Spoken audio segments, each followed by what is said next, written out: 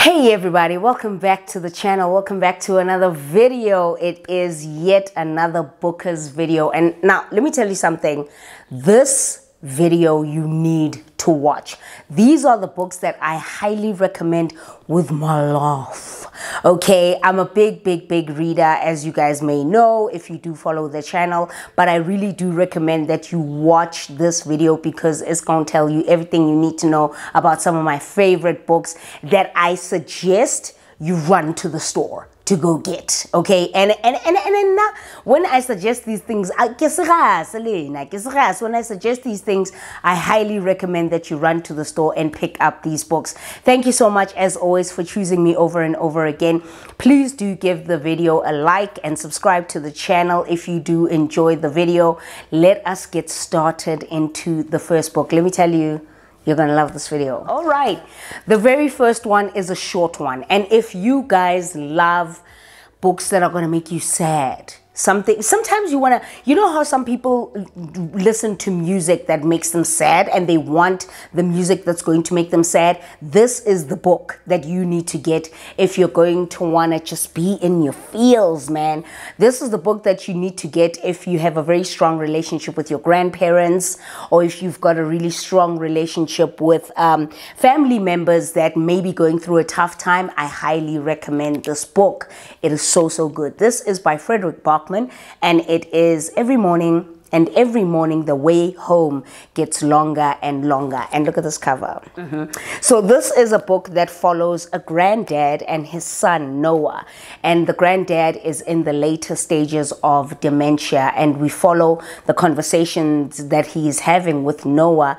But these conversations is everything that he is seeing happening in his mind, in his brain. So a lot of the time when this conversation is happening, listen, it's so short. It's literally a novella. I finished it in under an hour and a half, really quick, but it just follows the relationship that he has with his grandson and all of the things that are happening in his mind as he is in the later stages of dementia.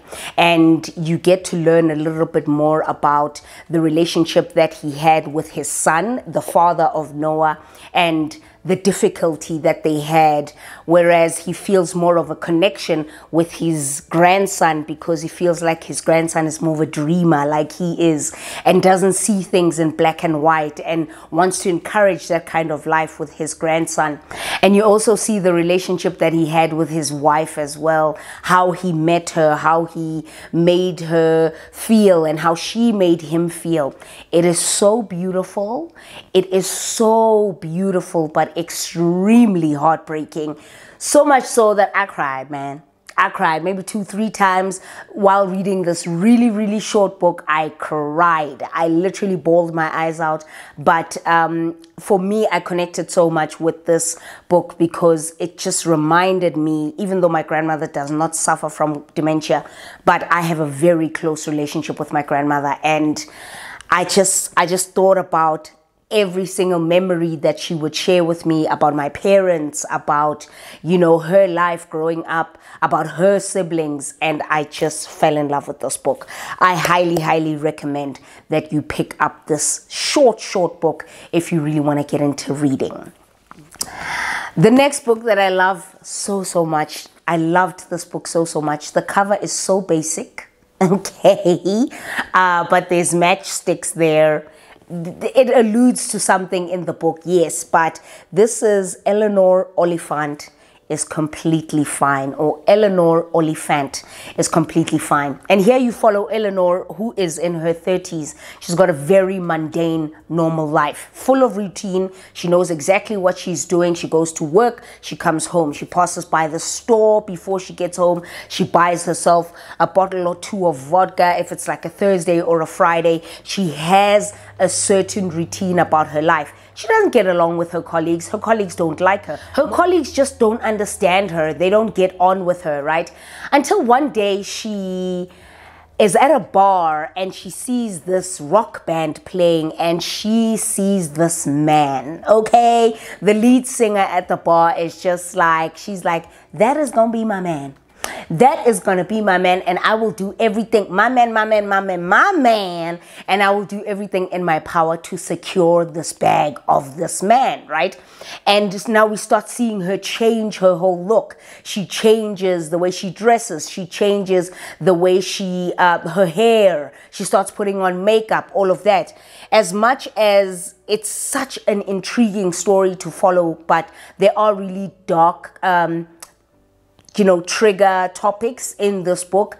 One of them being the relationship that Elanor has with her mother. It's a really difficult one. Her mother calls her every single week from a certain place at a certain time, and she wants to speak to her daughter, but it's a very, very demeaning relationship where the mother is constantly just barraging her daughter.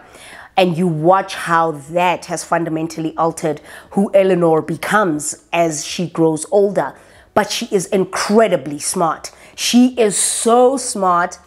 So as these changes start happening, because she's trying to get, she's trying to get this musician, honey, okay? And because of that, she starts getting into tech, and she buys laptops, and she does this and all these things because she wants to find a way in which she can get closer to this musician. In that whole time, she develops and strikes a friendship with one of her colleagues who is an IT guy that she was just like, listen, I don't even like him. For certain reasons, she doesn't really get on with him, but she develops a really strong relationship with him as the book progresses.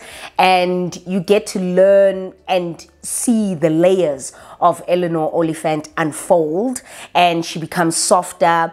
And you get to see how she relates to other people from the beginning and towards the later stages of the book. And it's just phenomenal. There is so many things. There's things that made me cry in this book as well, but at the same time, I could relate to Elanor with so many things that she experiences in her 30s and her life, and just being a homebody and all of that. I could relate to so many things from this book, but I absolutely loved it. This was the book of the year for the winner of the British Book Awards. So this was really, really good. For me, I rated it a resounding 5 stars. I really think if you're looking for a book where you are also in that place in your life where maybe you're at your late 20s, 30s, what, and you're just trying to, you're going through your life, but maybe you feel like something is missing and all of that, I highly recommend this book. Oh man, it was so good. This one is fantastic. A vintage classic. This is Kindred by Octavia E. Butler. Now, they on Disney, they have the series Kindred by Octavia E. Butler, but I highly recommend, before you even think of watching the series, I highly recommend you pick up the book. Now, in this book, we follow Dana. It's in 1970s. You follow Dana, who gets married to her husband, Kevin. Dana is black, Kevin is white. And they move into this wonderful, beautiful house. She's a writer. She's trying to get herself situated in life. And she's happily in love with her husband until one day, Dana is in the wardrobe. She's packing up some stuff. Her husband is standing right next to her, looking at her. And then she vanishes. Boom. Dana gone, girl. I'm just like, Dana, where'd you go? Girl, honey, where'd you go? Now, Dana is gone. She disappears right in front of Kevin's eyes, and she lands up in the she telepaths into the 18th century, right? So she telepaths into the 18th century. And wherever she appears, there's always this young white boy. Now, mind you, Dana's black, right? So wherever she appears, there's this young white boy who is just about to lose his life. Something is happening to him where he is bleeding profusely. He's about to drown. Something is happening where Dana is thrust into saving him. But now, let's not forget, it is 1815. Okay, so there isn't the understanding. There's the N word, and then there's white people. Okay, so when she's trying to save this young man, the first incident is where he is like drowning in a lake. So she runs in, swims in, saves him. So she brings him out of the water, and this kid's parents appear and get away from him, what, because she's black. But now this keeps happening, right? So, and every single time she'll leave this young boy, come back to her normal life. Kevin's like, what just happened? She's like, man, I've been gone for days. Kevin's like, nah, you just been gone for 2 minutes. What happened? I was worried. And then she starts piecing together the pieces, and she realizes that Rufus, this young man that she's saving, is part of her family lineage. So Rufus is an ancestor of hers.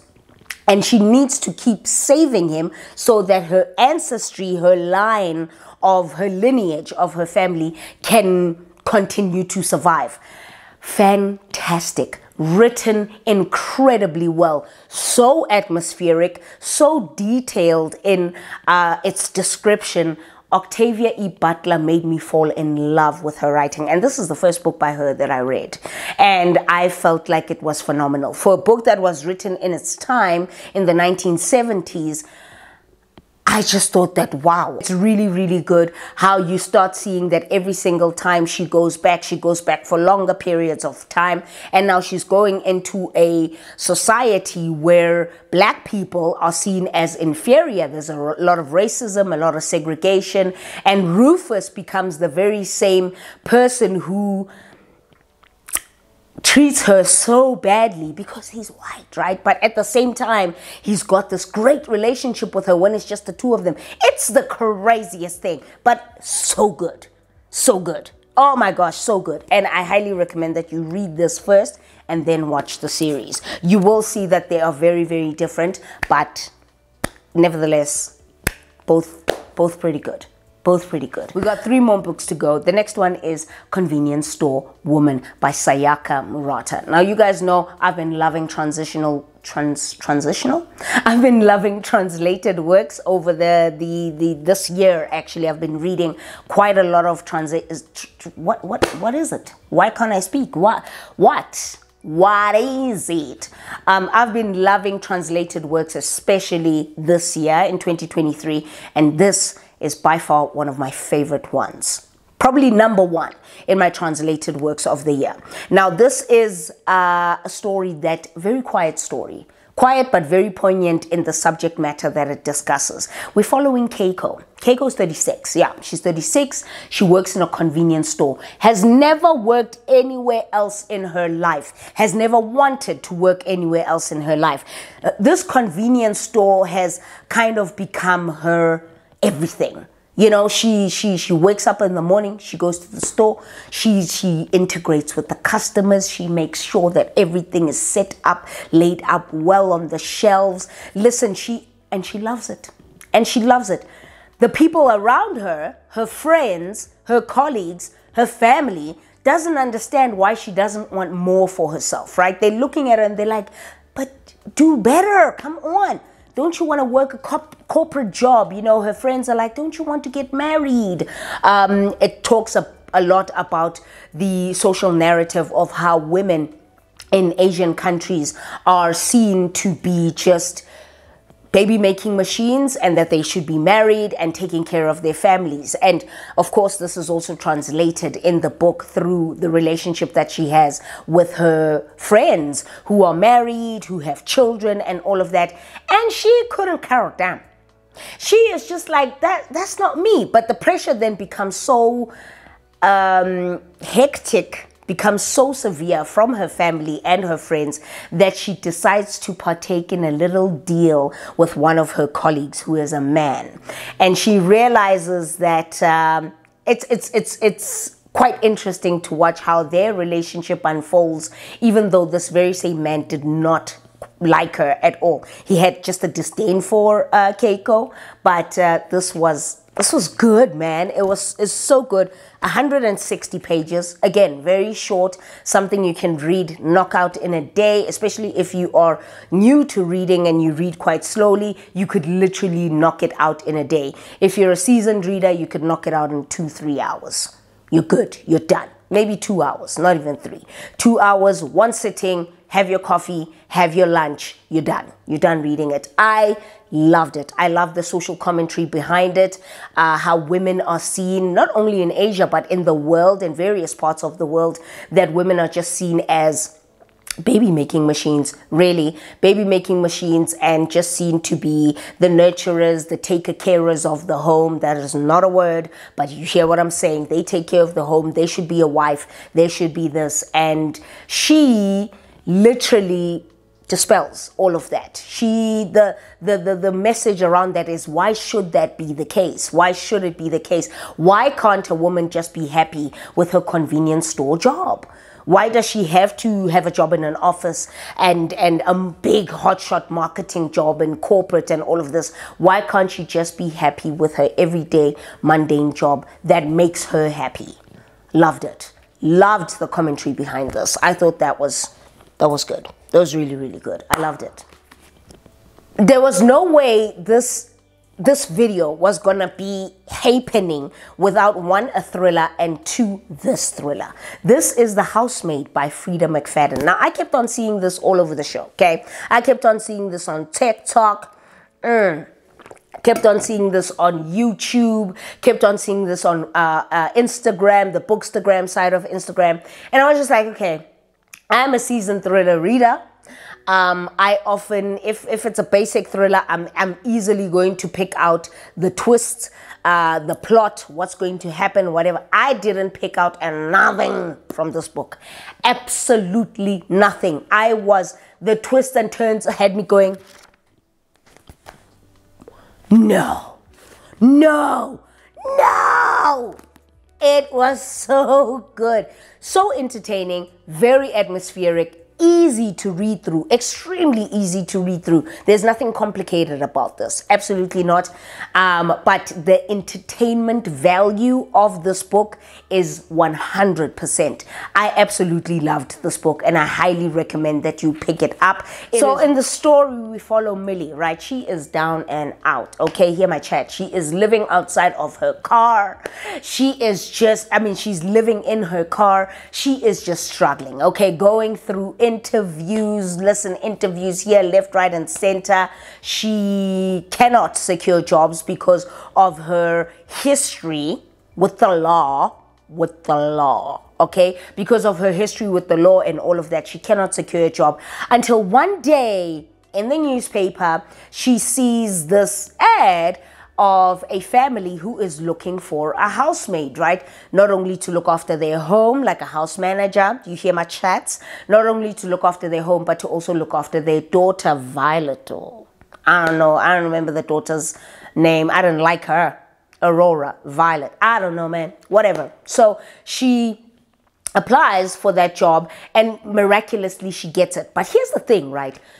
Once she starts working there, for the interview, the wife who's interviewing her, she is wonderful. She's this wife of this very rich mogul, right? Andrew Winchester. The wife's name is Nina. And Nina is just so sweet, so welcoming. She's thinking, how did I even land this job, right? Because Nina must have done a background check on me. She's thinking that, how did I? But you know what? It doesn't matter, right? So now she is a live-in housemaid. Then strange things start happening once she moves in, right? She realizes that her room is at the very top floor of the house. The room only locks from the outside. What do you even mean? How am I going to be living somewhere where the door locks from the outside? So she's just like, no, you know what, it's fine. I need this job, right? So strange things start happening. You know, she realizes that, okay, Nina changes her attitude very quickly when Millie starts working at the house. The child also doesn't really take to Millie that well, but the husband seems to have a really, really warm, welcoming personality to Millie. So very strange things start happening. I just want to leave it at that. I absolutely loved it. You think you know, and then it turns out you know and nothing. Really, really loved this. Oh my God, it was so amazing. It was so good. Definitely in my top 10, one of the best thrillers of the year. Okay, the final book is this one. Wow. If you have a great relationship with your mother and you love food, and when I say a great relationship with your mother, I don't necessarily mean that it's perfect all the time and what have you, but at its core, it's a relationship of love and of understanding. You might have had your differences. You might have, the sun is doing its thing today. Are we surprised? This is Crying in H Mart by Michelle Zauner. Now, I listened to this on audio, and I hate the fact that I didn't listen to it while I was reading it with my eyes, because the quotes, the lines from this book, the crying that I did. This is a memoir, and we follow the relationship that Michelle we follow the relationship that Michelle Zauner has with her mother as she's growing up. But not only that, if you like food, and if you like Asian food, I love Asian food. Oh man, Asian food is my jam, okay? I will cook. This house will never not have fish sauce, oyster sauce, teriyaki sauce. It will never not have that, because I love cooking and experimenting with Asian cuisine, right? So here's my chat.